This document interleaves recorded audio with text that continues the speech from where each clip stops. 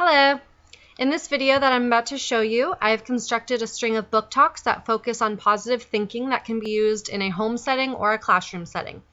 Positive thinking will always be relevant to individuals, but it is a great theme to focus on in around second grade, which is what these book talks are focused for, since young students tend to think the worst when something bad happens. And teachers and parents can prepare students to face this negativity by showing them that while it's impossible to fully control life's events, we do have the ability to control our reactions to what happens. This is a great attitude to develop, as well as a great opportunity to read books to help develop this state of mind that emphasize the importance of positive thinking.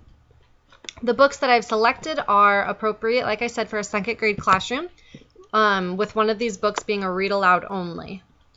In the following book talks, I include an overview of the book, how the book is related to positive thinking, how you can use it in the home setting, as well as a pedagogical possibility for how to use it, each of the books in the classroom. The first book in our text set on positive thinking is The Name Jar by Yang Suk Choi. This book is about a young girl who moves from Korea to America, and on the first day of school, as she's on the school bus, nobody can pronounce her name, and so she decides that she needs a more American name and wants to change her name. So her classmates help her by giving her many different ideas that they then put into a jar, and then she will draw a name out eventually. But in the end, however, she decides that she likes her Korean name best because it means something to her. Relation to positive thinking is that while sometimes we feel as though being someone else might make us superior, it's important that we always choose to be ourselves. Choosing to be ourselves gives us a power that nobody can take from us. If we wanted to use this at home with your children, it would be great to use it if you are moving to a new school, if the kids are starting a new school, because it's easy for students to feel that they must change who they are in order to fit in and make friends. But this book is a great way to show kids that no matter who you are or where you've come from, you shouldn't change who you are just to simply fit in. A great way to do this would be that after reading this book about names, you could grab a book of 100 most popular boy names or girl names of 2016 or in America. Using multiple books of these would actually be helpful. So going through the lists of names and seeing how they vary and how there's completely different names and they're all somewhat popular, it would help students feel a lot less isolated. Using this in the classroom, the book would be great to use at the beginning of the year, to use the book to create a discussion about what a positive classroom community would look like.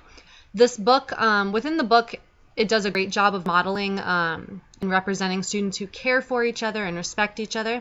So you could start before reading this book, creating a jar on paper, and then as you're reading, have students write down qualities of the teacher and students that they notice that would make an ideal classroom, ones that a classroom that students would feel safe and represented in. And then afterwards, students can write these qualities down on a sticky note and place it in the paper jar. Go over these qualities and then keep this jar displayed around the room as a constant reminder of what the ideal classroom would look like.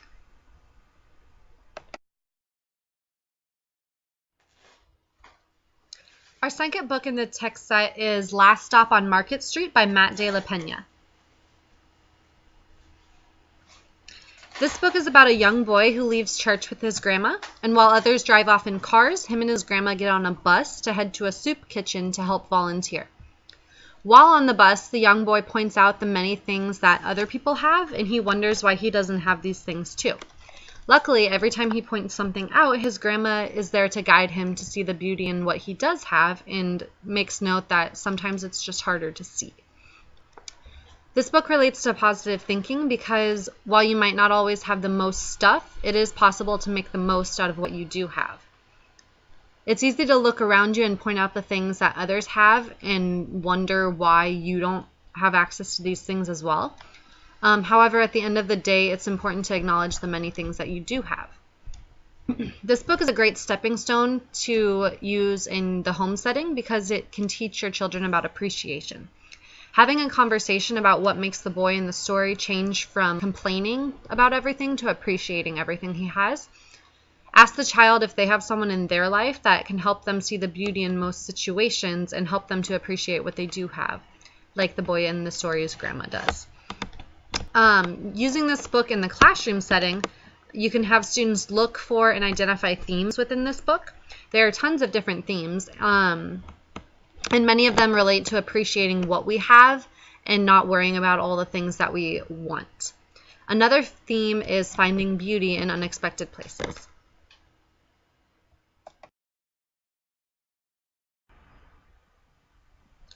Our next book in this text set is Have Fun, Molly Lou Melon by Patti LaBelle. This book is about Molly Lou Melon getting a new neighbor who has tons of fancy new toys and games. While Molly is jealous, her grandma then reminds her that she has something better than that, her imagination. Molly spends the book playing with her new neighbor, but while her new neighbor plays with expensive toys and gifts, Molly plays with something that she created. So after every activity, her new friend ends up wishing that she could be as creative as Molly. The relation to positive thinking is that Molly might not have fancy new toys, but she doesn't need those things since she has a unique mind that can help her to be creative. While we might not always have everything that we want, we can make use of what we do have in new and exciting ways and make it a lot of fun. If you wanted to use this book in the home, you could find things to do around your house that don't require an actual toy. You could find simple materials to create your own game or use your imagination to come up with a different game. Using this book in the classroom, the book Molly Lou Melon, Have Fun, Molly Lou Melon, is all about taking what you have and using your creativity to make it fun and new and exciting. So gather some props together and have students use their imaginations to create and write a story to go along with the props. The next book in our text set is A Chair for My Mother by Vera B. Williams. This book is about a small family, a mother, a daughter, and the grandmother, that loses almost everything due to a fire. Luckily, they relocated and their neighbors were able to help them out and be very generous about that. However, they dreamt of having a perfect lounge chair to relax in at the end of the day, and the neighbors weren't able to help out with that. So they took it into their own hands, and after saving up every spare coin that they had, they finally had enough to purchase their dream chair. The relation to our overarching theme of positive thinking would be that in this book, they make the best out of an unfortunate situation. And though that's sometimes hard, it's possible if you have a good support system. If you wanted to use this book in a home setting, you could, if possible, gather up spare things from around the house that you could potentially donate. Explain to children that while this may be something old to you, it can be new to someone else who might need it a lot more than you think. The pedagogical possibility for this book in the classroom would be to complete a lesson on the importance of community and working together while teaching cause and effect, too, would be a great one with this book. The final book in this text set would be used as a read aloud, and it's called I Will Always Write Back by Caitlin Alfarenka and Martin Ganda. In this book, what began as a homework assignment blossomed into a lifelong friendship of a boy from Zimbabwe, Africa, and a girl from Pennsylvania, United States. This is the story of how they became great friends through writing letters back and forth and found support in one another. This book connects to positive thinking because while we may not always find ourselves in ideal conditions, it's important to never lose hope. If we have a goal, we can't simply wait around and let it come to us. We must work hard and give it everything that we have. Using this book in the home, it would be a great activity to create a pen pal for your child to encourage learning about other cultures where individuals may not have the same appearances or opportunities as we do. This will open up a great conversation about racism and diversity. Also, doing the pen pal activity in the classroom would be a great activity with this book as well, since the entire book is based on letters from two pen pals. Introducing this activity into your own classroom and reading this book would be a great way to integrate social studies into the reading and introduce students to life in other cultures and to see how our way of life varies based on where we live.